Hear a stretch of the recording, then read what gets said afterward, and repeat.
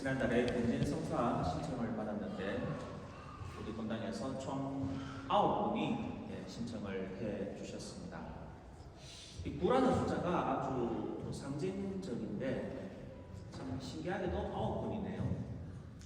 예수님께서 하늘로 올라가셨습니다. 네 글자로 뭐죠? 주가 상승. 우리 청년 회장님 근데 주가 상승하고 그 다음에 성령이 내려오지 않습니까? 그 사이에 제자들이 공동으로 모여서 열심히 기도를 합니다. 며칠 동안 기도했으니까 9일 기도를 했죠. 여기서 9일 기도가 나온 겁니다. 승천하시고 성령 강림 전까지 9일 동안 열심히 기도를 했습니다. 그래서 우리가 중요한 일이 있을 때, 예를 들어 예나가 청양수치를 받는다. 그러면 부모님이 9일 기도를 할 수가 있겠죠. 이렇게 특별한 날에 9일 동안 열심히 기도하는 그런 관습이 생긴 겁니다. 성령을 충만히 받는 견진을 우리가 준비하기 위해서 신기하게도 9명이 신청을 했네요. 여러분들의 신앙을 열심히 묵상하고 실천하다 보면은 숫자만 봐도 이제 9일 기도 이런 것들이 막 생각이 나요. 10 보면 10개명 생각나고 또 7도 완전수고 그죠? 3은 3일체고.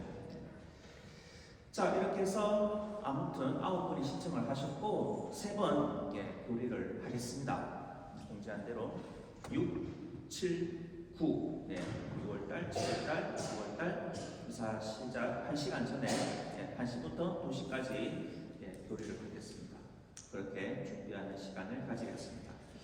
자, 다른 분들도 교리 시간에 오시면 좋겠습니다. 신자 재교육 차원에서 많이 오셔서 나의 신앙을 쇄신하는 그런 기회로 삼으시면 좋겠습니다. 견진이 독일말로 뭐죠? 필몽이라고 하고 영어로는 confirmation이라고 합니다.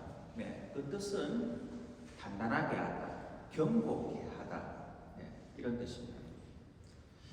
제가 미국에서 신학교를 다니고 있을 때 디즈니 월드에 한번 가고 싶었어요. 그래서 다른 신학생들하고 같이 호텔에 먼저 예약을 했습니다. 디즈니 월드 가기 바로 전에 호텔에서 전화가 온 거예요. 저한테 직원이 이렇게 묻습니다. Would you confirm your reservation? 이렇게 물었죠. 그래서 제가 응답을 I confirm my reservation. 이렇게 저는 호텔 예약했습니다. 확인합니다. 이게 바로 confirmation입니다. confirmation.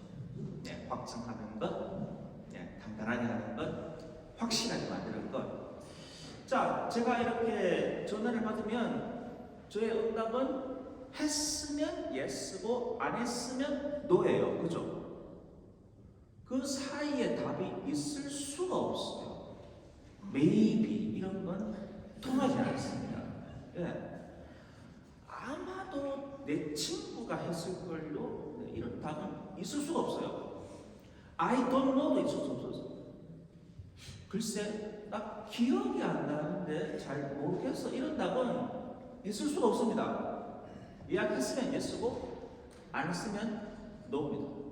이게 우리 신앙입니다. 우리 신앙은 중간이 없다. 악의 유혹을, 죄를 끊어버립니까? 이렇게 물으면 여러분들은 끊어버립니다. 이렇게 구할 때 우리가 항상 이 세례 갱신하지 않습니까?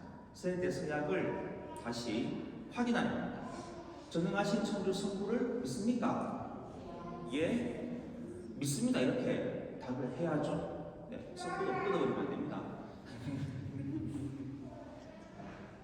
우리 신앙은 yes 아니면 no입니다. 중간입니다. 신부님, 제 비즈니스가 좀 잘 되면 그때 성당에 갈게요. 제 형편이 좀 나아지면은 그때 활동 열심히 할게요. 이런 if, 그죠? 조건을 붙이는 신앙은 신앙이 아니다. 단호하게 주님 미사 열심히 해가겠습니다. 이게 우리 신앙입니다. 자, 오늘 우리가 요한복음을 들었는데 요한복음이 바로 우리에게 예스 할래, 노 할래 이런 물음을 던져줍니다. 요한복음의 특징은 이 대조법이 많이 쓰였습니다. 오늘도 복음에서 대조법이 쓰이죠. 착한 목자가 나오고 그에 반한 도둑이고 강도고, 착한 목자는 문을 통해서 드나듭니다. 그래서 예수님이 나는 문이다 이렇게 말하지 않습니까? 또 이 말을 듣고 어떤 정치인들은 예수님이 우리 문재인 대통령을 지지하고 있어 뭐 이런 말도 안 되는 정치적인 또 이 스치를 뜬 이런 복음이라고 막 하던데 이런 말도 안 되는 거 하면 안 됩니다. 그 문이 아니잖아요. 자, 목자는 문을 통해서 드나든다. 그런데 도둑이며 강도는 어떻게 드나듭니까? 다른 데로 넘어서, 그죠? 문을 통하지 않습니다. 목자는 양들에게 생명을 줍니다. 그런데 사꾼들은 양들을 흩어버립니다. 양들은 목자를 따라가지 낯선 사람은 따라가지 않는다. 이렇게 계속해서 대조법이 쓰인 것이 요한복음입니다. 그리고 요한복음은 이런 대조를 통해서 우리에게 묻고 있는 겁니다. 여러분은 주님의 양떼 목자를 따라 갑니까? 아니면 도둑이며 강도, 낯선 사람, 사꾼들을 따라가지는 않습니까? 이렇게 우리에게 단호한 결단을 요구하고 있습니다. 우리 신앙은 짜장면 아니면 짬뽕이에요. 물론 요즘에 난 짜장면도 포기할 수 없고 짬뽕도 포기할 수 없어. 그래서 짬짜면이 나왔잖아요. 어떤 분은 볶음밥도 포기 못해, 탕수육도 포기 못해. 그 짜장면, 짬뽕, 탕수육, 볶음밥 합쳐서 중화 정식이 어느 식당에서 나왔던데, 여러분 그렇게 돼 있나요? 다 좋습니다. 짬짜면 좋아요. 중화 정식 좋아요. 하지만 우리 신앙에서는 짜장면 아니면 짬뽕, 예스 아니면 노다. 이런 단호함이 필요합니다. 오늘 복음 바로 전 구절이 어떤 구절이 있는지 혹시 아십니까?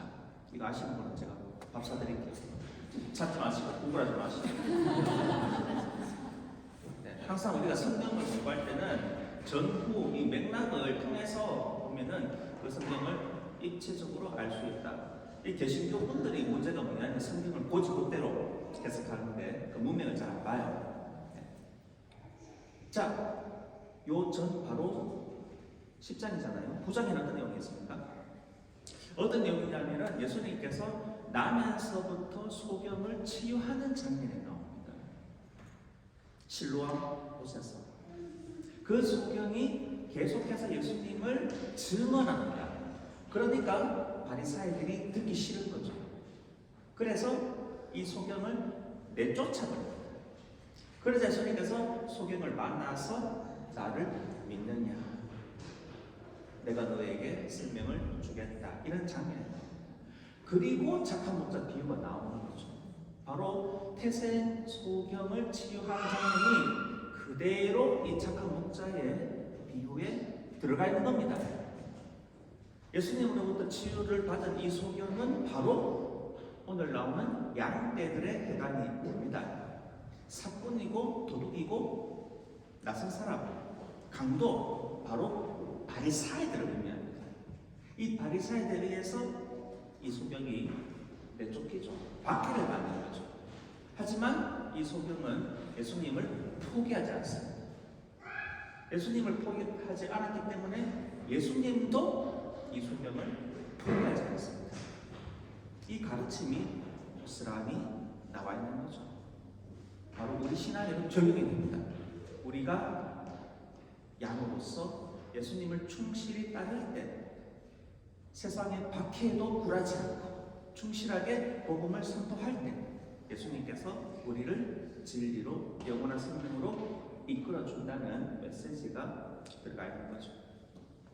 예수님께서는 착한 목자이십니다. 요한복음의 특징 중 하나가 또 나는 무엇이다. 그죠? 나는 부활이다. 나는 생명이다. 나는 길이요 진리요 생명이다. 나는 포도나무요 너희는 가지다. 그래서 제가 가지 하지 않습니까? 자, 이렇게 나는 무엇이다. 나는 착한 목자다. 이렇게 자신을 묘사합니다. 착한 목자의 이미지는 사실 구약에도 참 많이 나옵니다. 우리 친구들 성경 공부 열심히 하잖아요. 그죠? 구약에서 목자가 누가 있죠? 제일 첫 번째 목자 누구죠? 성경 처음에 나오는 목자. 이것도 맞춰라 우리 청년들. 박수 드릴게요. 검색하지 마시고. 성경에 나오는 첫 번째 목자 누구죠? 벨. 그죠? 제가 어릴 때 주일학교 때 노래 많이 불렀는데 아벨의 제물을 받으신 하느님 그 향기 받으시듯 이 예물 모셔요 이 노래 나오는데 주일학교 때 많이 불렀는데 아벨이 첫 번째로 나오는 목자죠. 그런데 카인에 의해서 죽임을 당하죠. 자, 아벨이 목자였다. 또 그 다음에 누가 목자입니까? 야곱도 목자였어요. 그죠? 네. 그리고 야곱의 아들 중에서 요셉, 그죠? 요셉도 야곱의 양을 치던 목자. 그리고 성경에서 가장 산수를 못하는 사람 누구죠? 모세. 왜냐하면 모세니까. 이 산수를 못하는 모세도 목자였다. 장인 누구죠? 이신데 이트로. 장인 이트로의 양을 치던 목자, 그죠? 하느님으로부터 소명을 받기 전에 양을 쳤어요. 그리고 이제 주님으로부터 소명을 받는 거죠. 모세도 목자였다. 예언자 중에도 아모스라는 예언자가 있습니다. 그 예언자도 목자. 그리고 이스라엘 역사에서 가장 위대한 왕 누굽니까? 다윗도 목자였습니다. 그래서 이 목자의 이미지를 잘 묵상을 하면은 성경 전체에 대한 내용을 우리가 잘 묵상을 할 수가 있어요. 율법을 전해준 모세도 목자였고 예언자도 목자였고 왕도 목자였다. 이렇게 구약에서 목자의 이미지로 완전한 리더의 모습을 묘사하고 있습니다. 이 구약에서 보여진 완전한 리더들의 모습이 누구한테서 완성이 되죠? 예수 그리스도 안에서 완전하게 드러나게 됩니다. 예수님께서는 율법을 완성하시죠. 모세가 전해진 율법을 사랑의 계명으로 완성합니다. 예수님도 예언자죠. 하느님의 말씀을 전하는 예언직을 수행했습니다. 또 예수님도 왕이셨습니다. 군림하는 왕이 아니라 봉사하는 왕. 이렇게 사제직, 예언직, 왕직 다 완성하시고 율법도 완성하시고, 그죠? 예수님에게서 참 목자의 모습이 완전하게 드러나게 됩니다. 자, 목자는 크게 세 가지 역할을 한다고 볼 수가 있어요. 양들을 이끄는 역할. 목자는 양들을 이끌어야 됩니다. 예수님은 사람들을 이끌었습니다. 비전을 제시합니다. 하느님 나라를 가르쳐 줍니다. 그렇게 해서 어디로 가야 되는지 안내 역할을 하셨습니다. 자, 그런데 너무 앞서가면은 이 공감할 수가 없잖아요. 인격적인 관계를 맺을 수가 없습니다. 그래서 예수님께서는 양들 가운데에서 사십니다. 양들과 교감을 나누는 거죠. 그래서 항상 먹고 마시고 양 냄새 나는 그런 목자였죠. 또 하나의 역할은 양들 뒤에 서는 겁니다. 뒤에서 양들을 보는 거예요. 누가 아프지는 않은지, 뒤처지는 양은 없는지, 슬퍼하는 양은 없는지. 이것이 목자가 하는 세 가지 역할입니다. 우리 역시 예수님처럼 이 세 가지 역할을 수행해야 됩니다. 첫째로 하나님 나라를 선포하는 역할을 해야 됩니다. 오늘 제1독서에서 우리가 사도행전을 읽고 있는데 베드로가 그 역할을 하는 거죠. 회개하십시오. 죄 용서를 받으십시오. 이렇게 사도들이 복음을 열심히 선포하고 진리를 알려줍니다. 우리 역시 세상 사람들에게 어떻게 사는 것이 행복한 삶인지, 우리가 왜 청년성체를 하는지, 예나가 왜 청년성체를 준비하는지, 어떻게 사는 것이 기쁘게 사는 건지, 그런 것들을 알려줘야 됩니다. 세상 사람들에게 우리가 빛이 돼야 됩니다. 자, 그러면서도 세상 사람들과 소통을 해야 됩니다. 동떨어진 채로 우리가 복음을 전할 수가 없는 거죠. 세상 안에서 세상 사람들 이야기도 들어두고, 그러면서 복음을 세상 안에서 전하는 것이 우리들의 역할이다. 마지막으로 양들 뒤에 서야 됩니다. 우리 주변에 정말 가난한 사람은 없는지, 내 도움이 필요한 사람은 없는지, 이 사순 복음 하고 나면은 어디로 쓸 것인지 또 우리가 토의할 건데, 어떻게 다른 사람들을 도와줄 수 있을까? 이렇게 양들 뒤에서 도와주는 역할을 해야 됩니다. 소외된 사람들, 가난한 사람들, 그런 사람들에게 관심을 기울여야 되겠습니다. 자, 이렇게 우리가 양들로서 예수님을 따라감으로써 우리 역시 세상 안에서 이 세 가지 직분을 충실하게 수행해야 하겠습니다.